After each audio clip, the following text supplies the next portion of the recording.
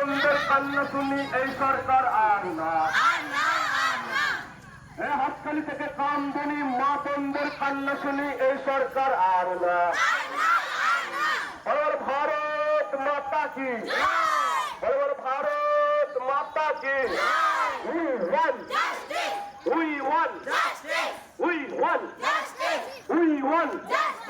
দফা এক দাবি এক, মুখ্যমন্ত্রী পদত্যাগ। এই দফা এক দাবি এক, এই দফা এক দাবি এক। এই চলে গেছে জনতা, এই চলে গেছে জনতা, এই জেনে গেছে জনতা।